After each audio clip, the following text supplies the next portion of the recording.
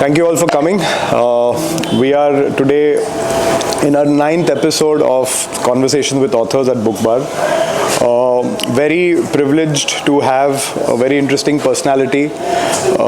He's a writer, author, one of the top voices, unapologetic voices, if I may say, in the entire Indian queer literature, and the author of this book, Whistling in the Dark, which we are launching today.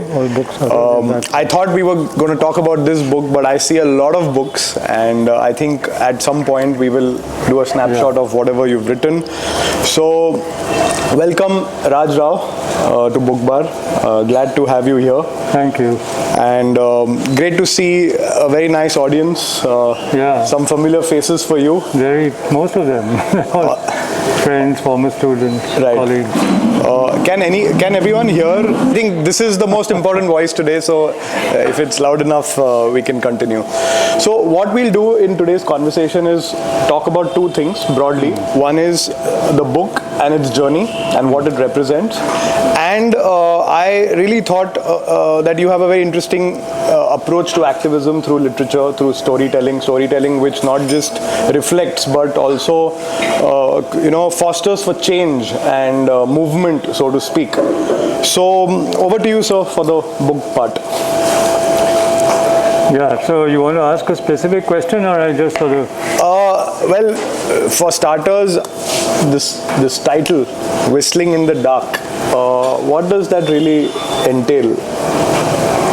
No, that's a well-known phrase, and I wouldn't say it's 100% original, because if you Google it, like my other book, Criminal Love, there are other books from different parts of the world which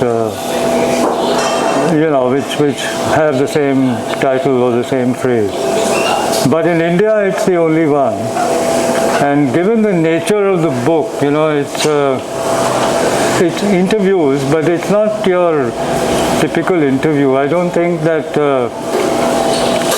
when you read interviews, either in magazines or newspapers or even collections of interviews in books, they are of a certain kind. This is, it goes far beyond that, because if you read the introduction, the way we conducted these interviews, first of all, the subtitle is 25 queer interviews. And queer, of course, in the specifically sexual sense, though for me queer is a broader term.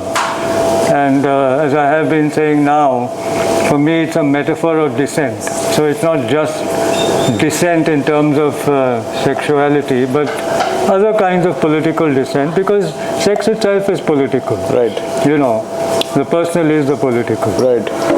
But the interviews were, the USP of this book is that, first of all, if you look at the spectrum, so there are people like us who are in this audience who are highly educated, professors, artists. My friend Ram Naidu and his partner Christopher also interviewed. Right. But at the other end of the spectrum, there are working class people, auto drivers, masseurs. In one case, a guy who went to jail, who was a sort of stalker. And it was me who was here, he was stalking, And then most recently in the new edition, which is not there in the older edition, the partner of Professor Srinivas Ramchandra of Aligarh Muslim University, that famous case of 2010, where he was publicly shamed. There was a sort of sting operation conducted by Aligarh Muslim University. That too in the year 2010, Vivek here would know that that was the year when the Delhi High Court had read down Section 377. So he was not doing anything wrong. His partner was an ordinary cycle rickshaw rider. And by virtue of a sort of sting operation, which I talked to the partner about, they stormed into his campus flat, beat him up. Next day he was in the news. They suspended him. It finally ended in his death, by either suicide or poisoning. Even that is not clear. And nobody bothered about it. He was close to retirement. He was 64 years. And the partners, if it was a sting operation, he talks about it. He was supposed to be part of the sting operation, but he was equally hounded by the cops, beaten up. He had to stop plying his cycle rickshaw. He's treated, now Hansal Mehta made a film out of this in 2016. And last year, my son Rahul was there. We had gone to the Rainbow Fest in Delhi, which Sharif Rangnekar organizes every year. So Hansal Mehta was there. He didn't talk much about Aligarh, he talked about his other movies. But one problem with that film is that, and my professor of film studies, good friend of mine, Thomas Waugh, who's also in Whistling in the Dark, by the way, pointed out that the character of the rickshaw puller or cycle rickshaw rider, I don't like the word puller, was very sketchily handled, You just see him. Now, I think that's the USP of the new edition. With the help of former students in AMU, through my student network, I have students in Kashmir and so on who got in touch. AMU is a very Muslim university. And we managed to track this guy down, and it was very difficult to get him to talk. We had to use money. I've said that, if you look at the introduction, the original introduction and the new introduction, there are people who would have problems with the way we conducted these interviews in ethnographic studies, because the whole issue of ethics comes into it. In some cases, in order to get, when you ask people to talk about their sexual life, they're not going to talk about it. Right. And more so when you ask them to talk about their queer sexual lives.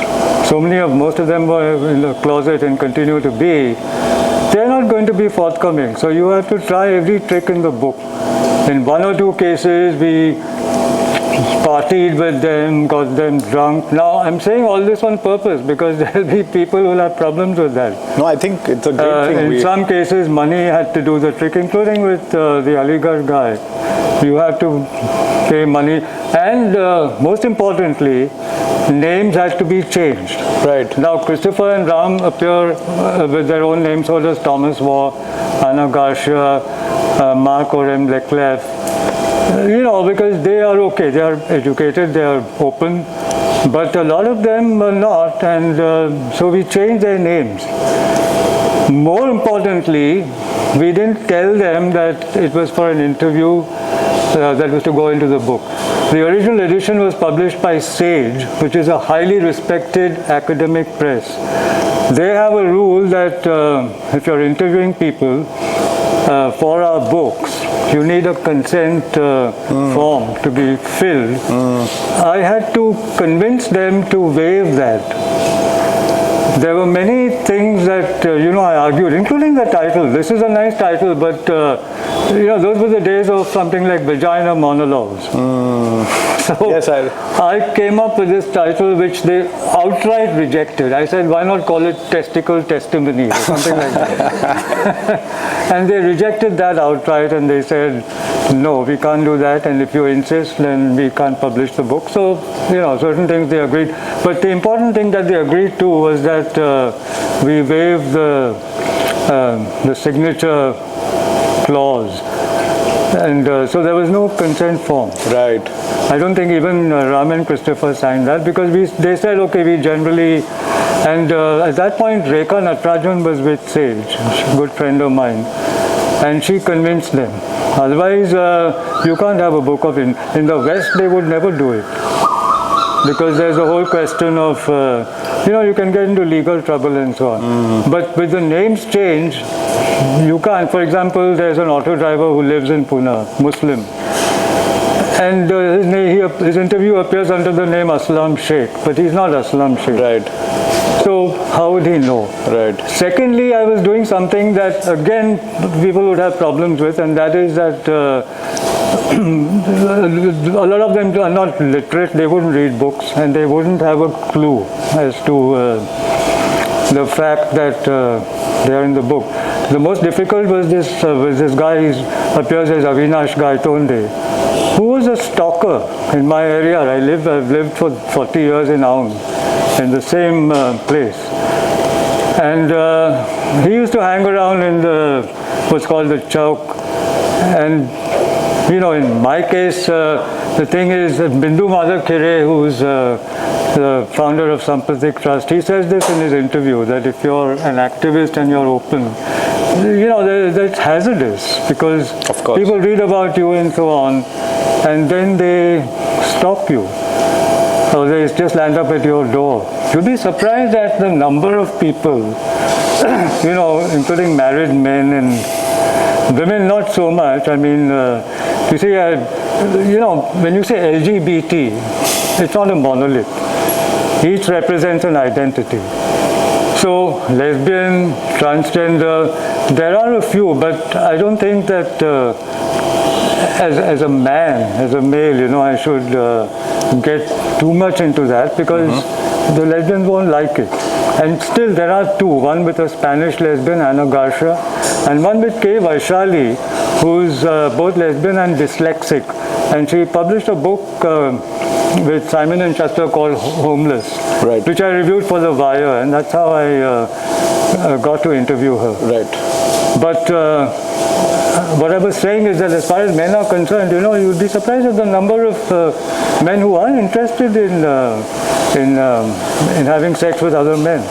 That's how the term MSM has come into existence, men who have sex with men. Yes. Who are completely not just in the closet, they are in denial, they are married, they lead double lives, and they are completely okay with that. So that's the kind of interviewee we wanted. Right. There's before this, there's an Englishman, Jeremy Seabrook, who did a book called Love in a Different Climate. And he based himself in a cruising place in Delhi, a certain park where gay men go, and then he randomly interviewed them. Now, that book got a lot of, publicity, and people still refer to it. This was before our book. But the thing is that it's just centered around those who went to that park. But ours is not like that. I mean, there are people from different countries. We had a student from Africa, and there's an interview with him also, to find African queer men is not easy.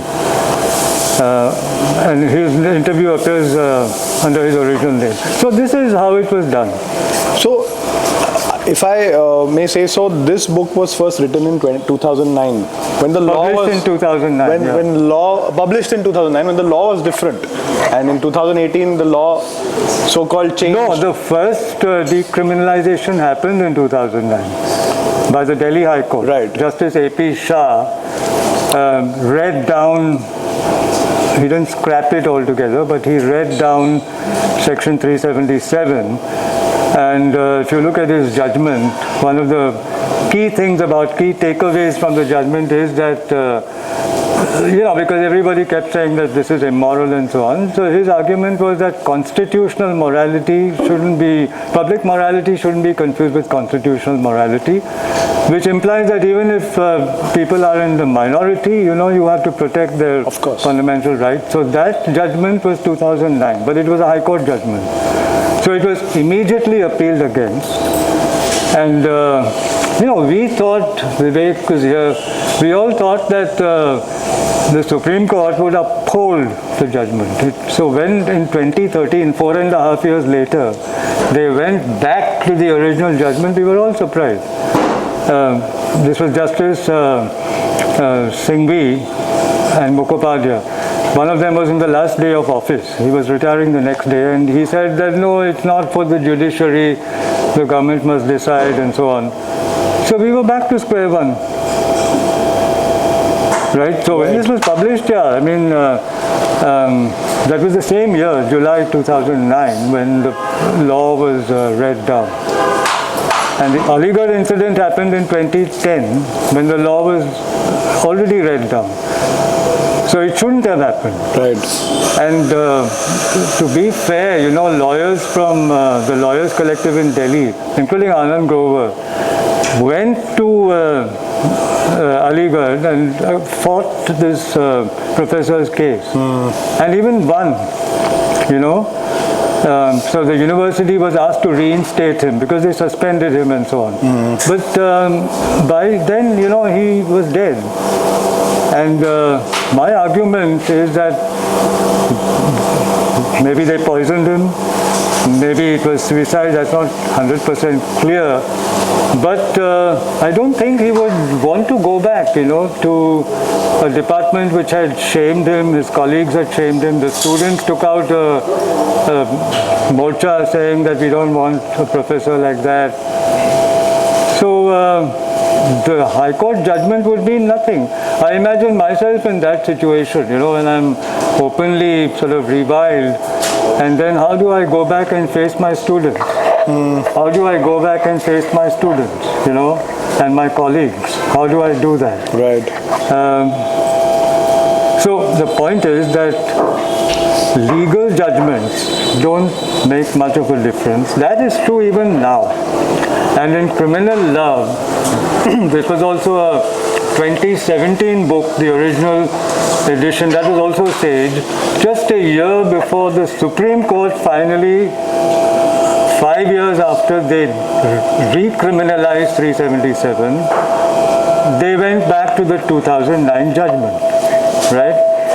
So the original edition was published a year before that, and since the judgment came out in 2018, Rutledge approached me and they said we should have a new edition, but you have to take these 4 years into account. This was last year. Right. So there's an additional chapter, the title of which is the decriminalization of 377 and its aftermath. In the same book? In this book. In this book, Criminal Law. Yeah. And I have given instances there of how even after the 2018 decriminalization by the Supreme Court, nothing has changed on the ground. Important examples. The first example is that a filmmaker was refused permission to make a film on an army major who quit the army because of his sexuality. Now, the censor board, the Central Board of Film Censors had okayed the film. But the Defense Ministry stepped in and said, you can't make that kind of film about an army man. So he was not allowed. This is O'Neill, who made My Brother Nikhil and I Am. And this was a film that he wanted to make. Finally, he was not allowed to. This is after 2018? Yeah. This was 2021. But what was the reason cited? You can't show the army in that light. Even if it's constitutionally okay now to... Yeah, so his whole argument was that if the law is decriminalized and you can show army men as heterosexuals, so why not? Why not as gay? But finally he was not allowed. That's one example. There is an activist in Kerala, Kishore Kumar. He's an activist who committed suicide because he found that he's completely ostracized in spite of activism, in spite of the law being in our favor, but he went into depression and so on and committed suicide. The third example is when a multinational, this is Dabur, put out an ad that showed two women celebrating Karwa Chauth. The next day they had to withdraw it and pull it out. I remember this. Yeah, because there was a backlash that you can't subvert a festival. And this is from women's groups, The surprising thing is that when it comes to women in India, I said earlier I wouldn't speak for women, but I'm risking it, are so thoroughly co-opted that they say things that you'd expect cishet men to say. Cishet is cisgender, heterosexual, but not women. But they said, no, you can't. Imagine women. Karwa Chauth, first of all, as some women's groups pointed out, is such a patriarchal festival. Even Raksha Bandhan, which was yesterday, my sister insisted on sending me Rakhi. But I said, fine, if that's what you want to do, but it's a very patriarchal, you need to understand that. And she said, no, we tie Rakhi to other women also. I'm not sure about that. But I don't think sisters need the protection of their brothers or anything like that. Maybe it's the other way around, brothers need the protection of their sisters. And this has always been there. In 1998, all of you were much younger, so was I, when the film Fire came out, right? Deepa Mehta's film Fire, which showed a lesbian relationship within a middle-class family in Delhi. What do you think happened? The Shiv Sena opposed it, the women's wing, Mahila Agadi of the Shiv Sena. They put out statements. Right. One of their statements, which I frequently quoted, which intrigues me, is that, you know what they said? They said if women turn to each other to satisfy their needs, what happens to the institution of the family? This is what they said. I pondered over this statement and deconstructed it and figured that one of the things that they are saying, they are admitting that they know, is that women can turn to each other to satisfy their needs. And the other thing that they are saying is what happens to the institution of the family. The family as we know it is again a very patriarchal institution, and for Shiv Sena wives to say that, I'm sure they're all subject to, they're badgered and battered and wife beating and so on, alcoholism, and yet they were defending that. So it's kind of co-optation. Quite a hypocrisy in the largest sense. It's not even hypocrisy, it's complete co-optation. There is no way in which they can get out of that mindset. So then no liberation is going to happen. I would have thought that, I can ask all the women in the audience over here what they think of Karwa Chauth. I think that, because what that ad implied was that these women are married to each other. Now, the other thing, I was talking about what happens in the aftermath of the decriminalization is that, again, everyone thought that the next step, logical step would be marriage equality. But that didn't happen. In 2023, we lost that case. So there's no marriage equality. So where does that leave us? Same-sex relations are okay, they are legal. And that too, as I keep saying, you know what I said when the 2018 judgment came out? I did a TEDx talk.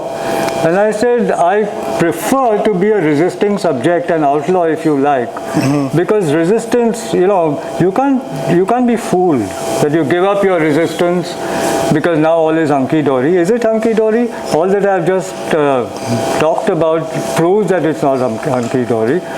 Secondly, it's a judicial pronouncement, not a change in the law. It's not as if the law is scrapped. It's read down. Now what happens with the Bharati Nyaya Sanhita is that there's no 377 there. The numbers have changed and so on. So the wording of the original 377 is not reflected in the BNS. But that doesn't mean that their attitude has changed. It doesn't make it easier. No, it doesn't make it... In the more of, expression. As you said... See, in criminal law, I have sort of discussed the BNS. There are other things about the BNS, right, which talk about sexuality. But 377, the wording of the original 377, which used terms like unnatural and which combine bestiality with human sexual activity, because it says any man, woman or animal. All that wording is gone, There are other problems with the BNS. One problem is that there are some, I don't think that they intended it to be progressive. It's just that not enough thought has gone into it, which is that, rape rape laws, there's a little ambiguity over there about the idea of rape, because after the Nirbhaya case, rape was seen as something that's gender specific. The BNS suggests that rape is, even a man can be raped. And yet, and that's another instance I pointed out, only last year, there was a man in a lodge in Uttar Pradesh who was gang raped, but the police refused to file an FIR because they said a man can't be raped. So there's a lot of ambiguity in these things, you know. Right. And then the other thing I keep saying, I don't know how people have overlooked this horrible man, Subramanian Swamy, you know, the Rajya Sabha BJP member. I like him in some ways because he takes on the Prime Minister. But in other ways, he has said, I have seen this myself, he has said when the 2017 judgment came out, he said that there's no big deal, this was a 5-judge constitutional bench, we'll have a 7-judge bench and go back to the original 377. He said this. He said this. Now people didn't take him seriously, and in all probability that will not happen. But he did say that. He did express the idea. The other thing I've said is that, has this government congratulated us? You know, in Germany, the Nazis were very homophobic. Now the German government, if you go to a place like Handbook, which is very queer-friendly, Germany's most queer-friendly city, there is a plaque, you know, which apologizes to the queer community, because after the Jews, it was the queer people who were also, not to the same extent, but sent to gas chambers and so on. So there's a public apology. Has this government done that?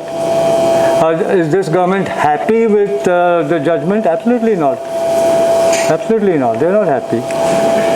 They couldn't do anything about it, so okay, they're just quiet about it. So then, these 25 stories which you have shortlisted, you must have at least screened 100 people before you came to, okay. I'll tell you how it began, you know, 1999, I was in the English department for the longest time, more than any other colleague of mine.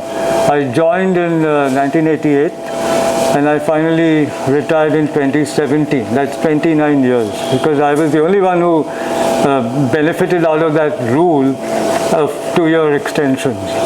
After that, that was just there for a short time. So those who came after me were retired before me, actually. But so I was there for 29 years. Now in 1999, I was there for 10 or 11 years. And we thought, some of us, you know, Divya Jyoti Sharma was a student, he couldn't be here because he's in Assam. Right. And we got together, there was also Anand Chabukswar, there was Dia Das, an out lesbian. And we said, why don't we start a sort of discussion group? That's how it started. Ram used to come for some of those meetings. So we started this discussion group, and we called it Queer Studies, not Studies, Studies Circle. That was easier said than done because it was unofficial. I can say that now because I'm safely in this retirement space.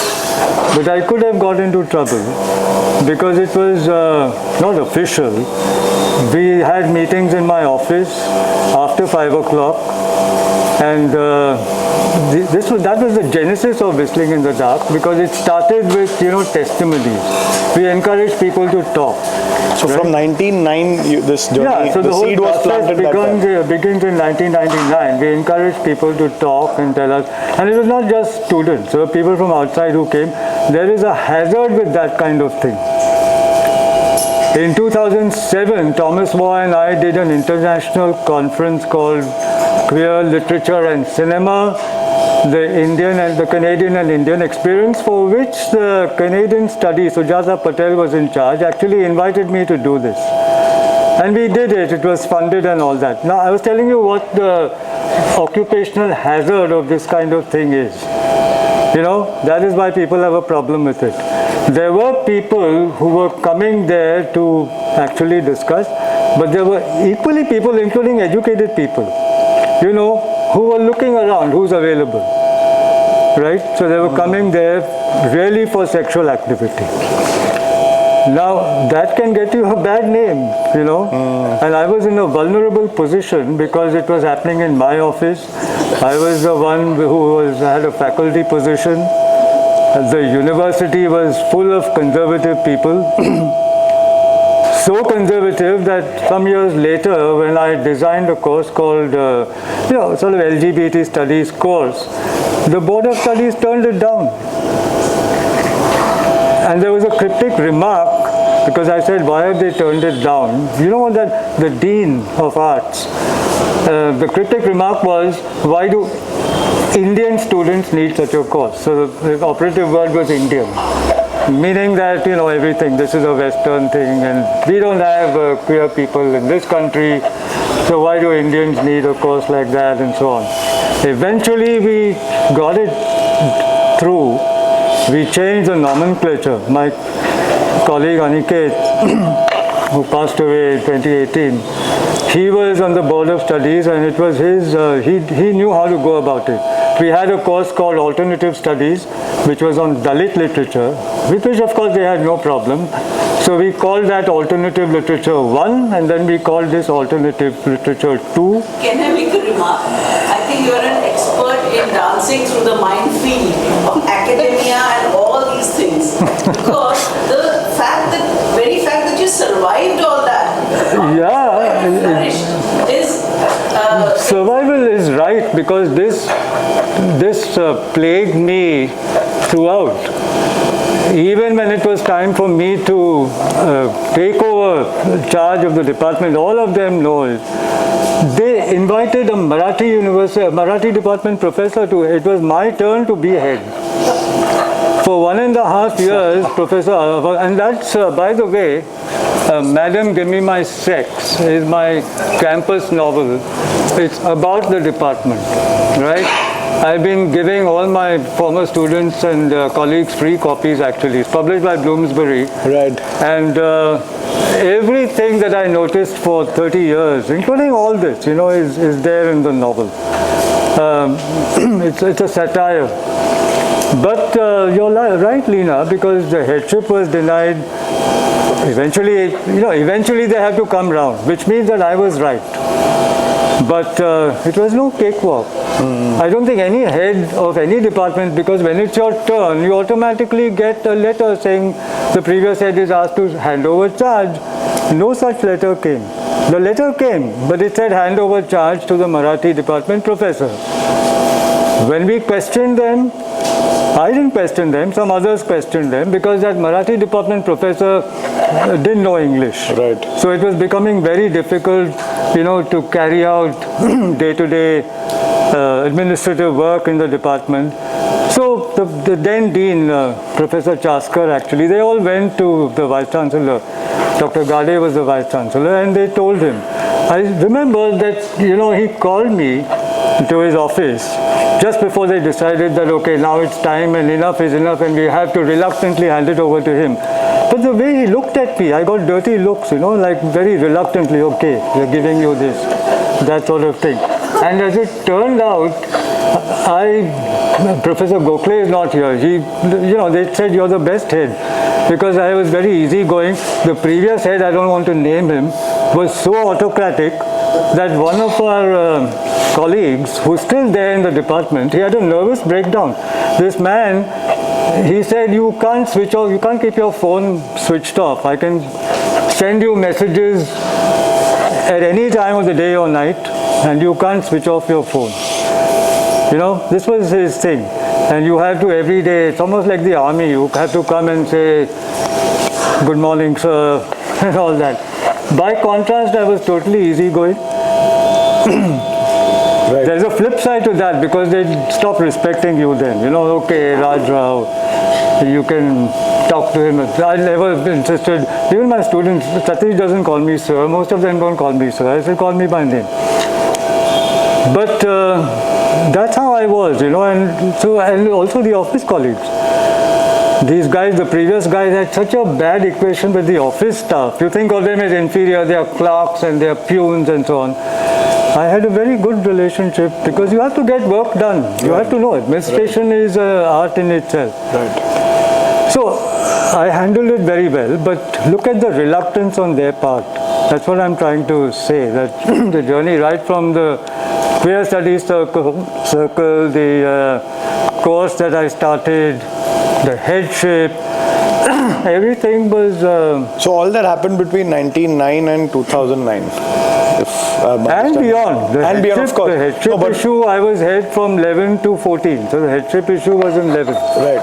No, but when you decided that this needs to be a book, all the stories which you have encountered need to be put out there, which I'm assuming the whole idea was not only just to spread awareness, but also help people find a platform to be able to express in the most authentic way possible, right? Sure. So this began, when was that moment where you decided, okay, let me write a book on this? So it came out in 2009. I think we started putting it together in maybe 2007, after that conference I told you, that international conference, because we had enough stories by then. The people in the book are not just those who came to the queer studies circle or to the conference. Right. There are many more.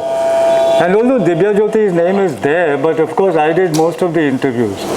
Divya Jyoti he's not completely open. He is open, but not, and he did a few interviews. You see, to do an interview, you have to have a journalism bent of mind, which I do because I've done a lot of journalism also. Right from my student days to the present, I still write for Scroll, for Caravan, Wire, etc. So most of the interviews were done by me, but that is when the idea came to mind, that let us put this together. And as some of the reviews said, the interviews read like stories. As a fiction writer, you don't have a boring interview, right? They're very interesting stories. We'll come to the story part. It was not, how did I conduct the interviews? It was not as if you took a mic and went to them, they would never speak. Right. So you talk to them, as I was telling you earlier, sometimes take them out for a beer and so on, and with the working class guys and all that, obviously it was not English, it was in Hindi. Ye batao, wo batao, to ye kya hua, wo kya hua.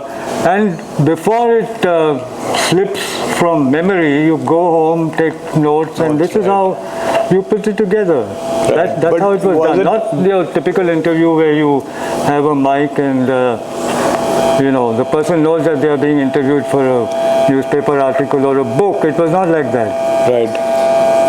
So out of all the 25 stories, which was the most, of course, all 25 stories and more they're all unique and different. Yeah, they're all different. I wouldn't say that. But if you could maybe just give us one which really was challenging in some way, or something which, maybe your first one, The first one is with Hoshang Merchant. See, the ones with people who are similar, who are like me, or I'm like them.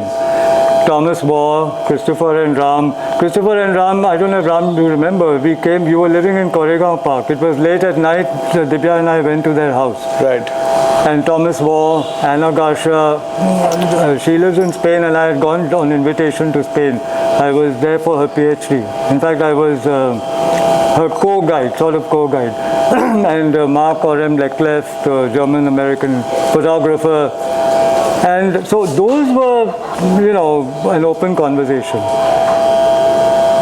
There's a lot there. There's a lot there because they are the ones who are putting it all, who are framing it and bringing in theory and so on, which is important. Mm-hmm. But the challenge was your question was which is the most challenging. I would say two. One was with this stalker, because I was putting myself in danger. So, sorry to interrupt. When you mean stalker, what does it entail? Because stalker has many interpretations. So this guy lived in the neighborhood. He was 21 years or less, 19, 20, late teens. And I go for walks and so on. And one day he just approaches me and befriends me and so on. And then slowly he comes to the point and says, I know what you want and I'm also interested, and when can we do it? This is how he put it, not in English, of course. And I was because I knew that he's a sort of gunda. he kept using the word gunda and saying, I'm not a gunda. Now, when anyone says that, you can be sure that they are gundas. And then a little later, and the mistake I made was that, see, there's a lot of foolishness on our part also. And I'm not, some of these interviews and even Criminal Love is a book by me. It reads like a memoir. I haven't shied away from saying, I don't know, not many would say it. Thomas More refers to it in his introduction of Criminal Love, that I was gay bashed at the VT station because there was a kind of trap that was set up, So I'm no saint, right? The thing about queer sexuality is that now you have Grindr and all that, you didn't have it in those days. I used to famously say that we are hunters and gatherers because who's going to matchmake for you, right? So when this guy showed interest, and he was very handsome at the time, slim and tall and all that, I must have also, gone along with that for some time. But that is what proved dangerous. And a little after that, he landed in jail. And the story was that there was some girl he called to a under construction building in the Aund area, and she also fell for his charms, but within a few minutes the doorbell rang and a whole lot of accomplices of his also entered the flat. Now the girl panicked, right? And she either jumped off from the first or second floor, or they actually threw her off after raping her. Oh my God. Yeah. I have a short story on that, which Kuhu Chanana likes very much, called The Gang Rape. It's fictionalized. But, then he landed in jail. But that's not the end of the story.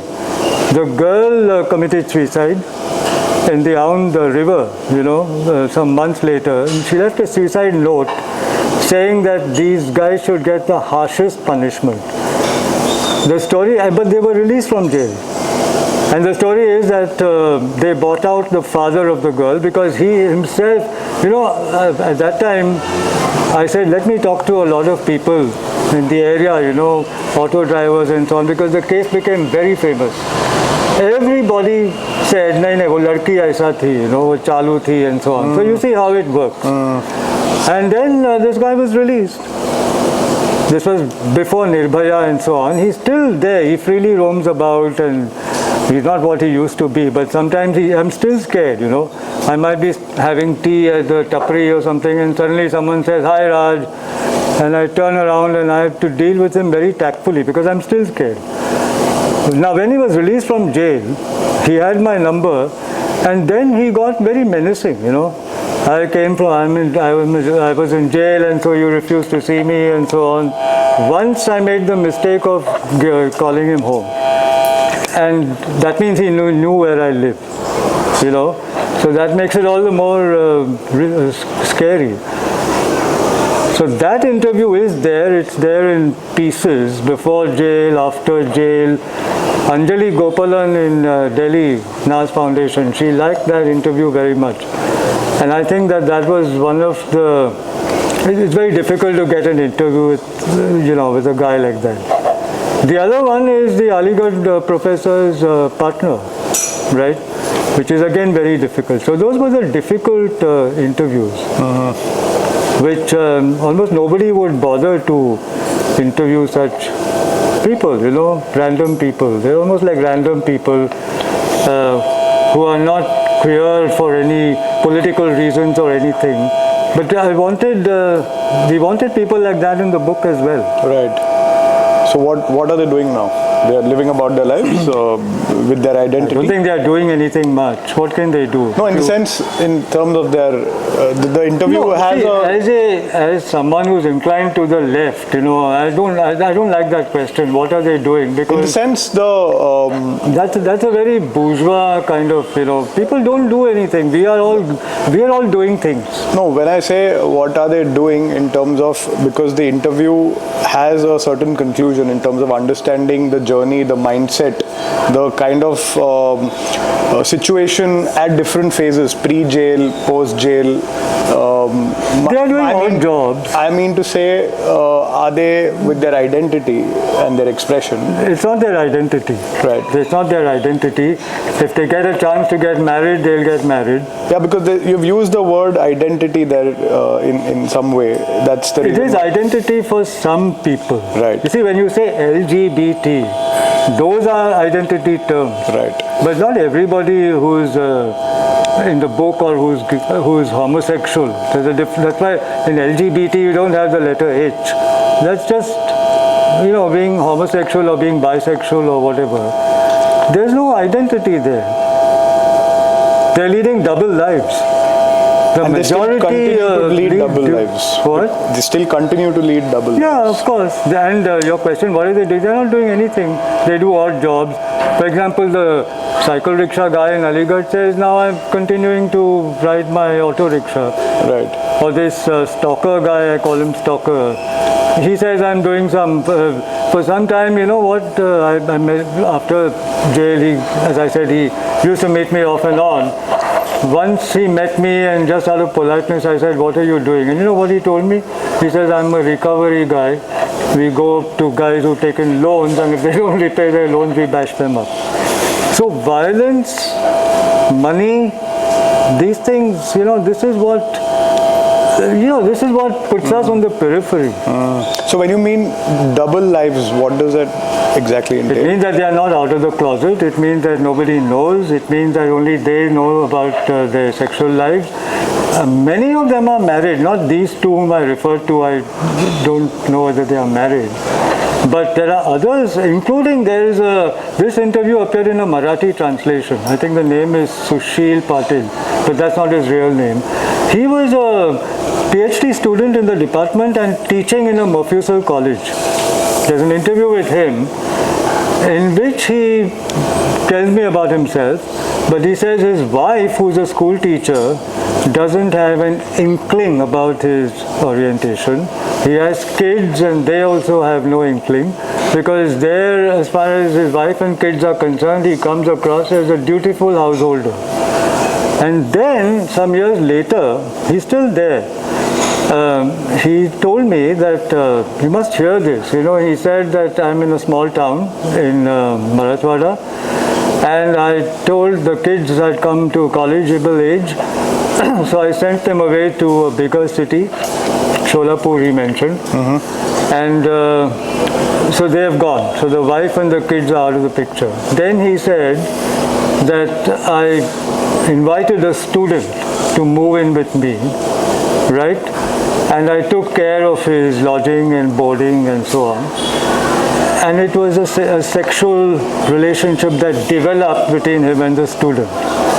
And then he said that there was a college gathering in which the principal and the management invited me to the dais, and what do you think is happening? Are they going to take him to task for abusing a student? Now, he claimed it was consensual and all that, but you never know. But he says, no, they made a public announcement that this professor is so noble. He's taken this poor student home and he's adopted him and he's looking after his education, his food. So look at the alibi. We live by these alibis. Right. If you take a man like me, my public image, including a lot of people here, is that I'm a respectable author and professor. There's the other side as well. Oscar Wilde went through this, E.M. Foster went through this, W.H. Auden went through this, Walt Whitman in the 19th century may have gone through this, Allen Ginsberg went through this. That so this is the duality exists in all of us, the schizophrenia, right? Where that is not spoken of at all, that other side, right? Like, how said people, you say, okay, so now when I was recently ill, for 6 months, It was pretty bad. But the thing is that normally when people of my age get ill, you'll say, okay, so how's your wife and children? Are they there, or grandchildren? They knew that I don't have wives and children and grandchildren and so on. A lot of my friends offered to come and help, which I politely declined. I didn't want them to see me in that condition. I'm pretty narcissistic, and I didn't want them to see me that way. I had lost a lot of weight, I still have, and so on. So I declined. But what I'm trying to say is that, there's a side to you which people don't want to talk about. Right. And I think we learn, this is a defense mechanism. Otherwise, I wouldn't be different from the Stockholm I keep referring to, or that small town professor. Even he has a respectable side, as a householder and so on. But we would be no different. And I'm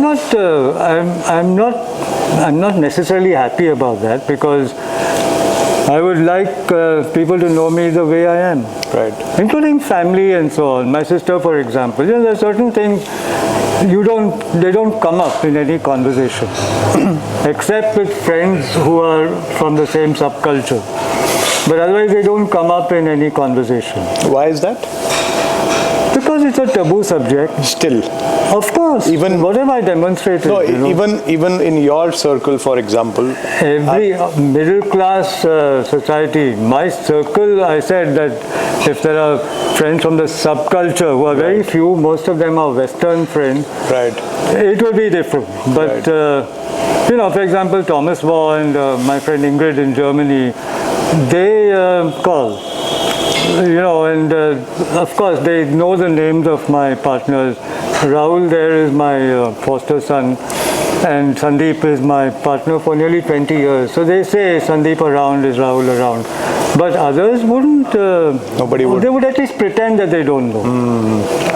Because even with, you see how there's, I don't want to get too technical, but there are terms like heteronormativity. Right. And then what is derived from that word is homonormativity.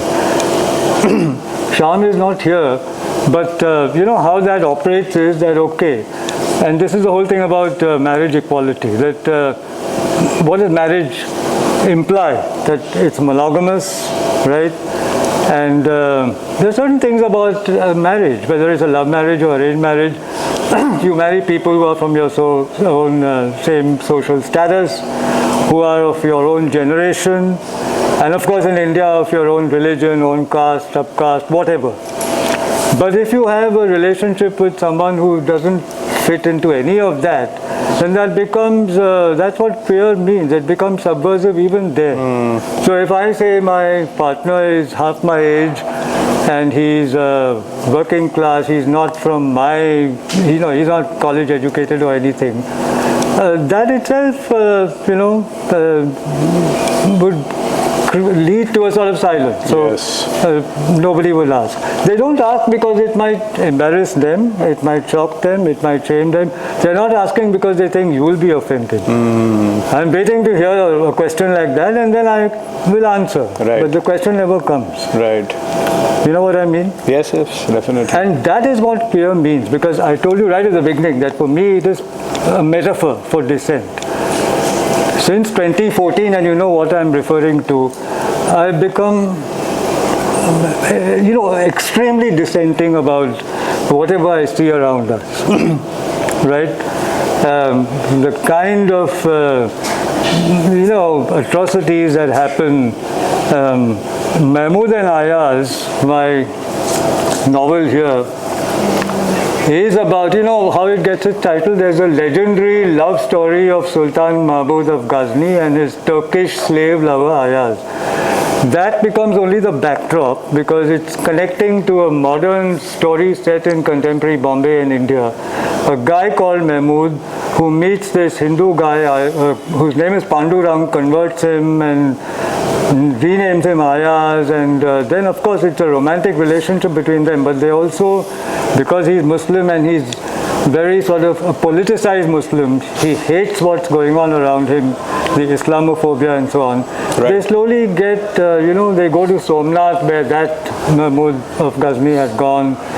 They become plunderers. All this just happens, they meet a Siddhi who lives in that area. Finally they start with stealing footwear and then they steal gold. And then they are invited to go to Kashmir and train as terrorists and so on. So I won't spoil the ending for you, but there have been reviews of it which talk about, so what am I really doing? I'm suggesting that Islamophobia and homophobia are not very different from each other. Though one of my friends who reviewed it for The Hindu, the magazine that The Hindu brings out, and he said that, he had a sentence. He said, Muslimness is not the same as gayness because maybe the government is not bothered about gay people. I don't agree with that fully. They may not be after gay people the way they are after Muslims, but it's not as if it's all hunky-dory. Certainly not, right? And of course, in terms of numerical figures, the gay population is invisible. Muslims are not invisible. That's the reason why they can go after them. Right. The queer population, the gay population, the homosexual population is mostly invisibilized. So what can they do? Right.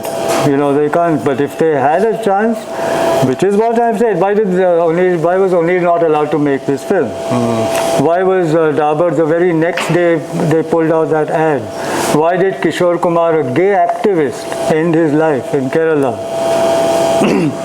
Right? You mentioned a very interesting part, the song in the movie. I forgot. Ye Dosti.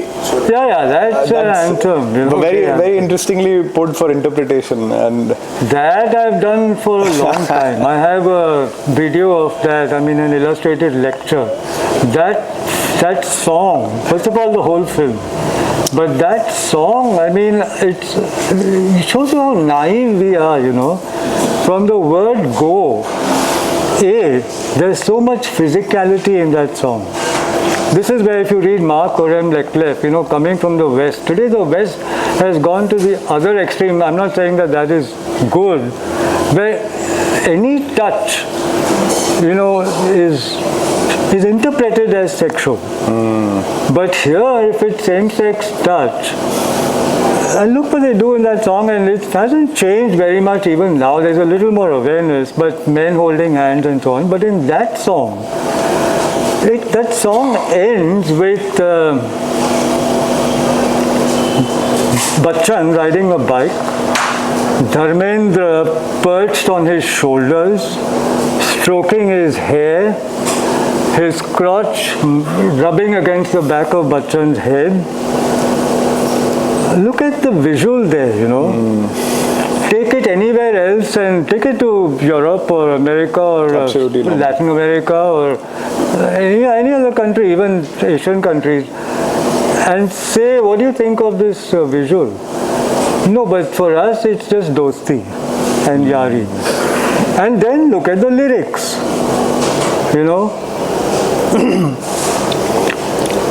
Please tell me when you say "Khana pina saath hai, marna jeena saath hai, sari zindagi," how is that different from a marital arrangement, arranged marriage?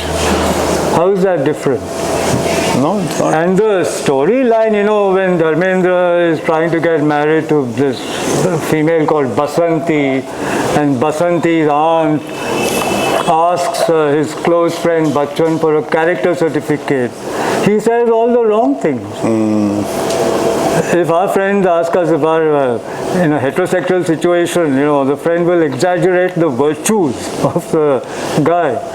This guy says he exaggerates the vices, like he drinks and he womanizes and so on. Why? That's, you see that as a scene in a lighter vein. That's how and I'm surprised that Ramesh Sippy and the whole team that made that, Javed Akhtar and all of them, who were involved in that in the 70s. And Bachchan himself, Amitabh Bachchan is, I've seen so many interviews with him, but this never comes up, even in KBC and so on. But I'm not the only one. Ashok Rao Kavi has written about it. Gayatri Gopinath. Ashok Rao Kavi dissects that song. He goes much beyond me. He says, the previous stanza, Tere liye le lenge sabse dushmani. Ignore the enjambment, le lenge sabse dushmani. Just end with le lenge. Le lenge is getting fucked. Right? Tere liye le lenge. Just end over there. So, the naivety. Interesting. And then 20 years later, Main Khiladi Tu Anadi, Saif Ali Khan and who is it, Akshay Kumar, Hum Dono Hai Juda Juda, Alag Alag. It's the same thing. They're so naive. There's a word for this again in queer theory called heterosexism. That is to say, anything concerning two people of the same gender can't be taken to be sexual. That's where we are. So in the Karwa Chauth ad, because they brought in Karwa Chauth, that's why. And there's a lesbian anthology, Facing the Mirror. I remember there again that book was very subversively done, changing people's names and so on.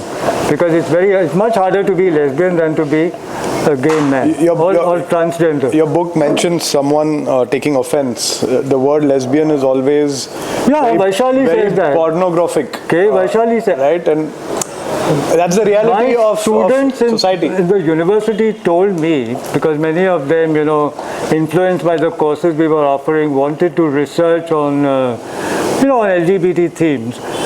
They told me that the word lesbian has been, you type lesbian and it disappears because they've banned it. They take it to be a pornographic word or something like that.